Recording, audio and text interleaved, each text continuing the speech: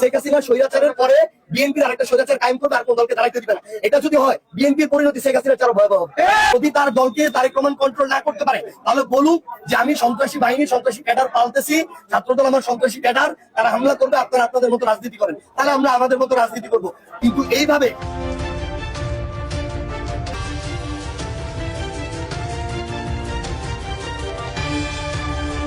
তারেক রহমান কি জুলাই যোদ্ধাদের মেরে ফেলতে চান?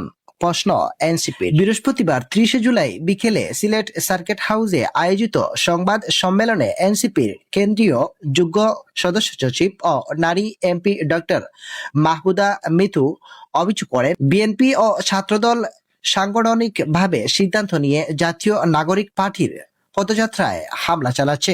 তিনি প্রশ্ন তুলে বলেন, তারেক রহমান কি জুলাই যোদ্ধাদের, জুলাইয়ের তরুণ নেতাদের আমাদের মেরে ফেলতে চান? তিনি আরো বলেন, শেখ মুজিব যেমন জাসদ নেতাদের মেরে ফেলেছিলেন, তারেক রহমান কি আমাদের হত্যা করে একা রাজনীতি করতে চান? যদি তাই করতে হয়, তাহলে আমাদের স্পষ্ট করে বলুন।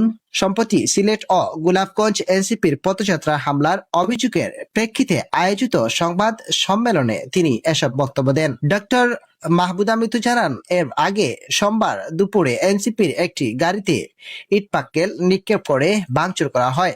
এ গাড়িতে এনসিপির উত্তরাঞ্চলের মুখ্য সাংগঠনিক সার্জিস আলম তিনি নিজেও অবস্থান করছিলেন। তিনি অভিযোগ করে বলেন, এখন মানুষ মারার এই ঠিকাদারি তারেক রহমান নিছে কিনা, এটা তারেক রহমান বলা উচিত।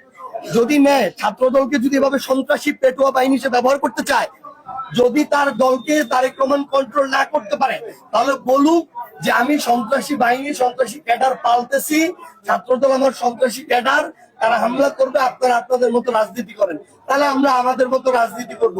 কিন্তু এইভাবে উপরে উপরে ভালোর ভান ধরে ভিতরে ভিতরে এই ধরনের ছাত্রলীগ যে মানে যেভাবে বেপরোয়া ছিল, সন্ত্রাসী বাহিনী ছিল, একইভাবে ছাত্রদলকে তারেক রহমান পরিচালনা করতেছে। এবং তারেক রহমানের এখানে গ্রিন সিগন্যাল ছাড়া, স্থানীয় বিএনপির গ্রিন সিগন্যাল ছাড়া, ওই বিএনপি যুবদল, ছাত্র দলের যারা নেতৃবৃন্দ, তারা কোনোদিন এই হামলাটা করতে পারতো না। নেতা কর্মী সন্ত্রাসীরা আছে, কেউ হামলা করতে পারতো না। আমরা ওই প্রোগ্রাম শেষ করে 5 মাইল বাজারের ওখানে দুপুরে খাওয়ার জায়গা ছিল, ওইখানে গেছি, রড নিয়ে আসছে, চাপাতি নিয়ে আসছে, আমাদের কাছে ভিডিও পর্যন্ত আছে। বিএনপির ওই সন্ত্রাসীরা রড চাপাতি দিয়ে আমাদের গাড়িতে মারছে। আমাদের এই যে দেখেন, এরা এখন চোখ চায়। শেখ হাসিনা ছিল রক্ত পিপাসু, এই তারেক রহমানের ছাত্র দলের সন্ত্রাসীরা হয়েছে চোখ পিপাসু।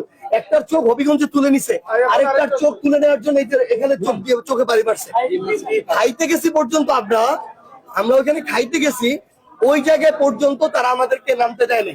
তাদের কথা হইলো যে এখানে বাংলাদেশে আবার একটা শেখ হাসিনা স্বৈরাচারের পরে বিএনপির আরেকটা স্বৈরাচার কায়েম করবে, আর কোন দলকে দাঁড়াইতে দিবে না। এটা যদি হয়, বিএনপির পরিণতি শেখ হাসিনার চেয়ে ভয়াবহ হবে।